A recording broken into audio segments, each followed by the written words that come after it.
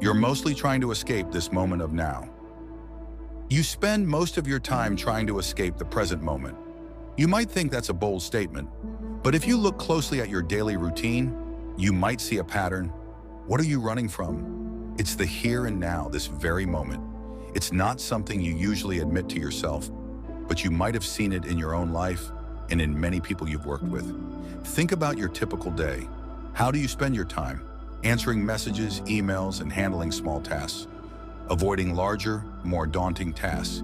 Endlessly flipping through social media, news, or favorite websites.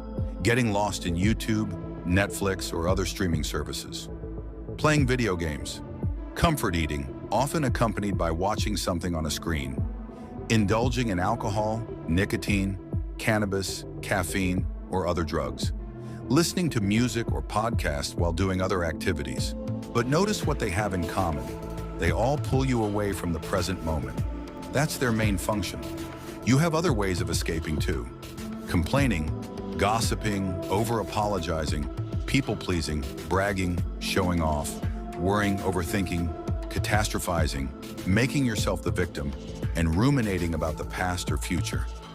These are all strategies to avoid being in the now. So what's the big deal? Is there anything wrong with escaping the present moment? Not necessarily, it's part of being human. But here's the catch. When you constantly escape the moment, you limit yourself. You can't stay in an uncomfortable situation where you don't know what to do or how things will turn out. You shy away from challenges and scary projects. Moreover, you miss out on the beauty of the present. You overlook the wonders of nature and the light around you, and you miss the richness of your human experience and connections with others. The more you escape, the more you train yourself to avoid discomfort in the future. You shrink your capacity to handle life's challenges. The opportunity here is to practice staying present. When you feel discomfort, stay a bit longer, not to the point of torture, but just beyond your comfort zone. This helps you grow your ability to face all of life. By staying present, you miss out on less of life. How to practice not escaping. So how do you practice staying in the moment? Some people take cold showers or do tough workouts. These are great methods, but you don't need to add new activities to practice. You can simply stop escaping from what's already happening. Here are some ways to practice not escaping. Reduce phone usage. Stay off your phone for most of the day. It will be uncomfortable, but that's okay. Embrace the discomfort and discover what you've been avoiding. Intentional time away from screens. Spend time away from your computer without distractions.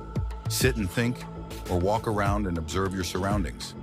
Stick with hard tasks. Stay with a challenging task for 10 minutes longer than you want to. Notice what comes up internally when you push yourself to stay longer. Delay emails and messages.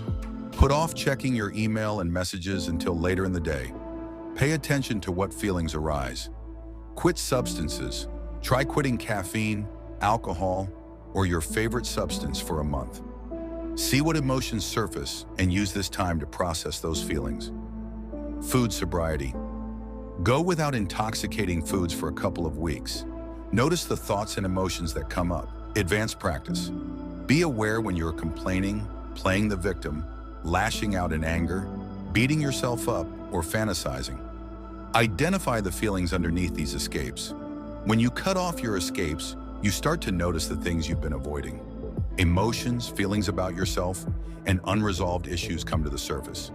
It's crucial to be gentle and loving with yourself during this process. Practice self-care, seek support from others, and consult a professional therapist if this feels overwhelming. The goal is to experience medium discomfort, not intense distress. If it gets too intense, take a step back and find someone to help you. In the end, this isn't about being tough or harsh with yourself.